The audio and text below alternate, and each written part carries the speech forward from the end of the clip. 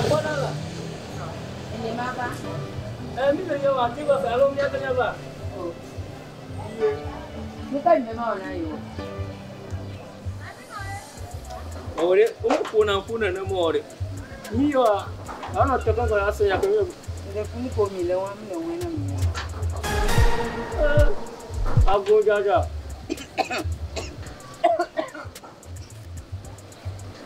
Babila, lagi mau dekat rupiah nama. Ikai malah.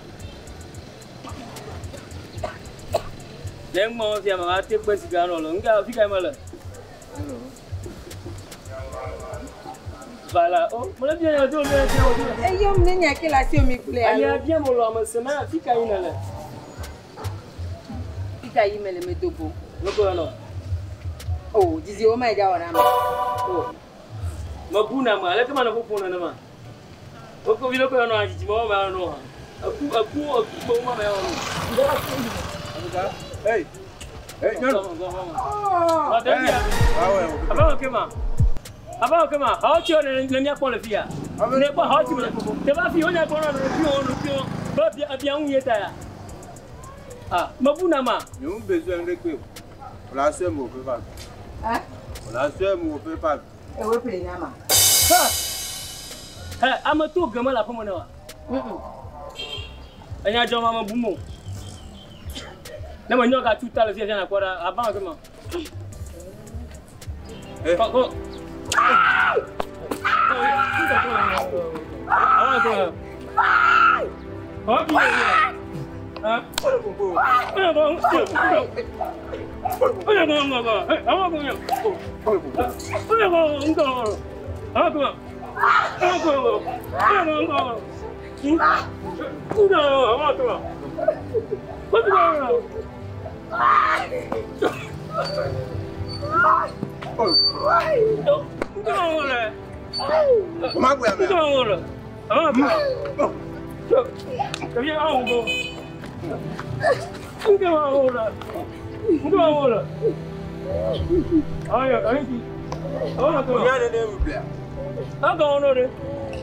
Apa ni cuma orang yang berbahagia.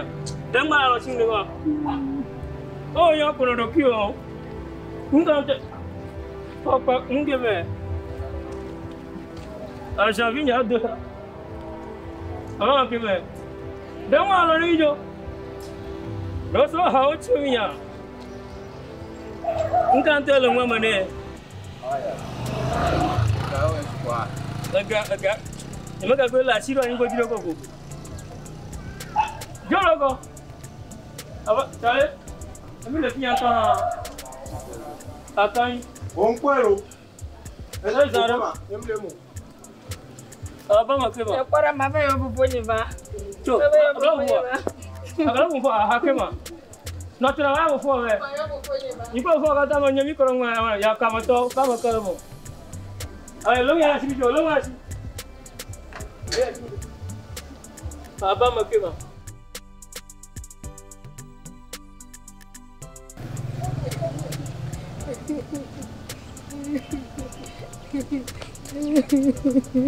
Oh, jadi enggak jo. Bakefu. Enggak gubino le kwa mele ma. Iko no na weakness jawa we yo me pe ko fumu oni no ke kwa pete ni poda kwa ni.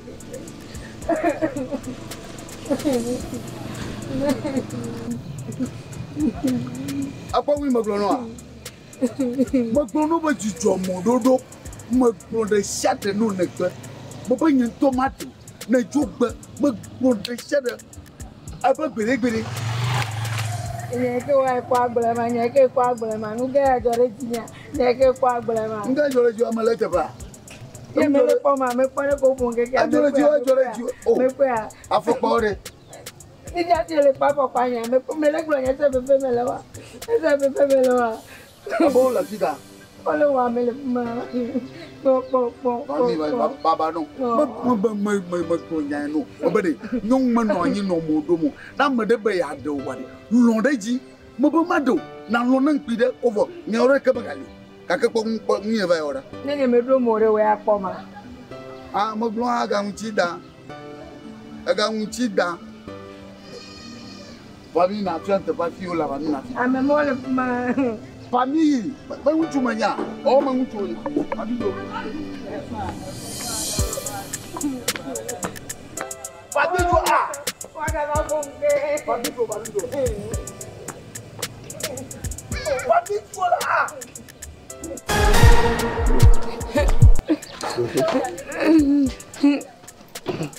Va.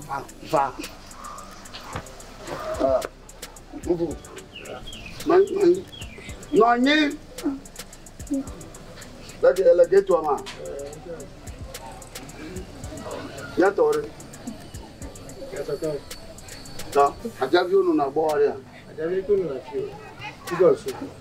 Aja vi ko no. No ni la, no ni. Ole wa me.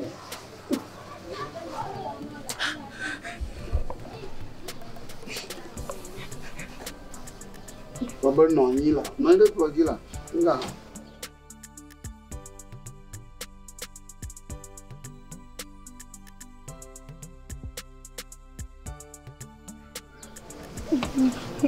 Baba no. Menyabo pour vivre baba no. C'est ça. Ati. Ya allo. Ya be. Leki. Nyona ma. Ha. Leki jimi le do ma va geto mama la beza mole. Ale nyanke ja. Mabon dia mi va dalo beble de allo. Allo beble ma. Allo beble ma. Mami hosia mbada ku. Mami aji mala beza mami va. Ça. Là va. Malam pa dia boba. Ni va. Ko ngara silo. Okay. Yo, aí, Zara. Mas não te come, não. Babanu.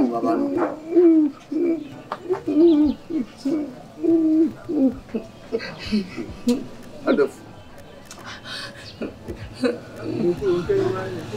Oh, neto eva gban, non dia le moji va. Oh, on do le chikoul. C'est comment? Le moji là. Moji pierre. Vai dans. Menya. Ah. Oh. Ya, mana ni lagi ni mana ni lah. Mana ni? Apa ajinya jangan. Mana ni lah. Kale. Alors bobo ni dah. Amanya, mda kalia, anyanya makonyi dulu. Anyanya makonyi dulu, tamdulia, naji mama wana chojina miyo. Mikale wami. Oh la, mko jidi la. Nakai ngami le kule nebo. Gabijo. Si nani. Kale fuma. Aya, bani mama makopo. Baga uma via abang via mkumola. Ka uma abang via mkumola. Manyala. Mala kana ano mkumore. Ya fata. Chaleva. Egala kwete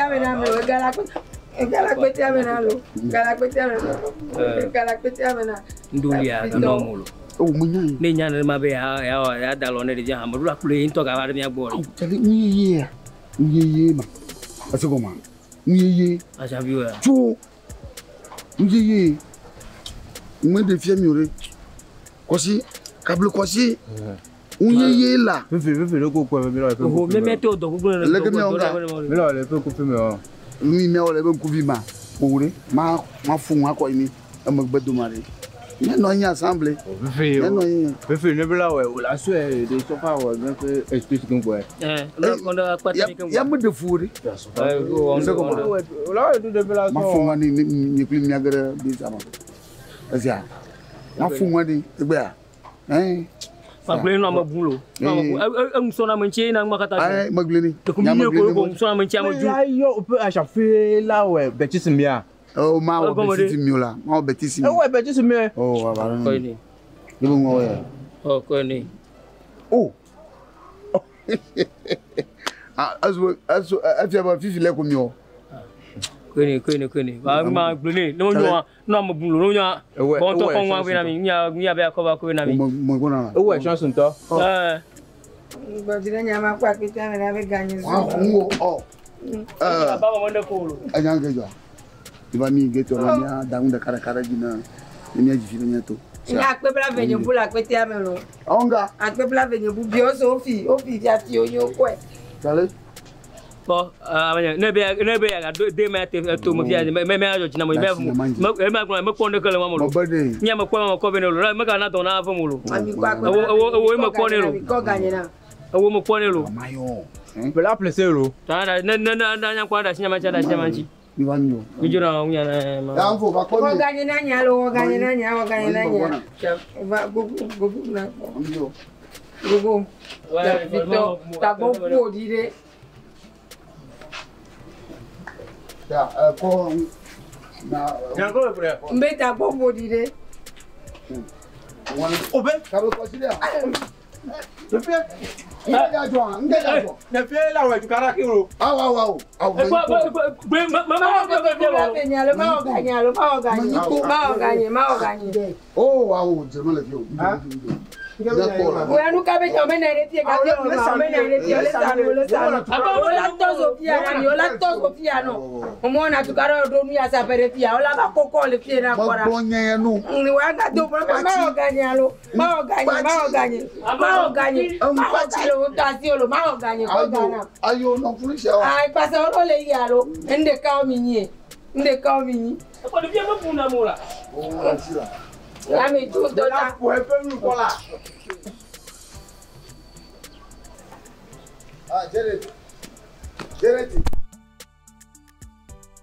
Janet ton. What mo yo ma? Come on. Mama di o ma do baba no. Baba. Ya lo come le pono asi be un to ha le se bla me ni. Awo. Le se bla ko to ku bla venyo lo. Aha. Na mo va pere mu wa. Mo fia bo me le se bla mo ni. Nunca te me le se bla mo. Agba ni nyogu do nya bo ngbo bla ko na ba. Onwi ne yi na mi oge kwa. Owo na mi te na mi anwo. Me nye ma. Nya ko to ku bla venyo lo. Oji uno je mo ko to ku bla ba mo ko be no. Tasinya. Mo ko be no. Ma wezereka. Okay, na be akoga ko fa ni afa mo. Ami bo yi na. Afeka me. Bo nyela.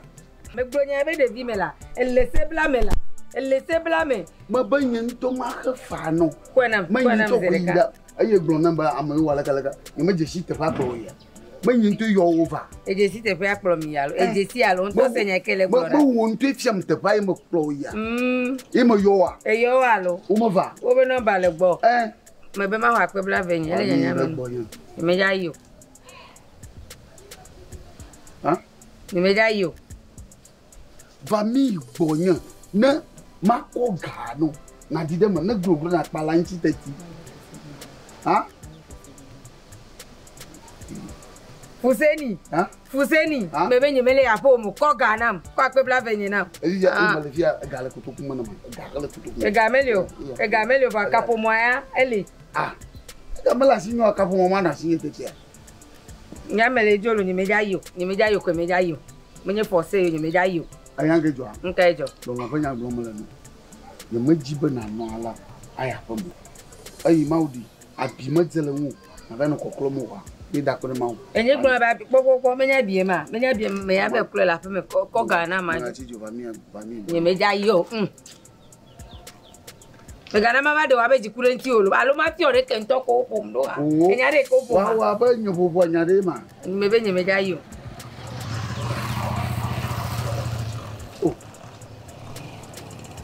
Nka mo de ga. Menya pete alo esubele ko suwe no me la pete ama. But that what does she go? Fika wo fia. Eya ma. Da shi ma po dala. Da shi ma po. Lede jo wa kwa pete da shi. Menya pete nye ya. Da shi ma po, da shi apete ma po. Aye be me go ko ma kwa pete inu. Na elu na ba ho ga lo bo. Ega kwa pete ina wa lo.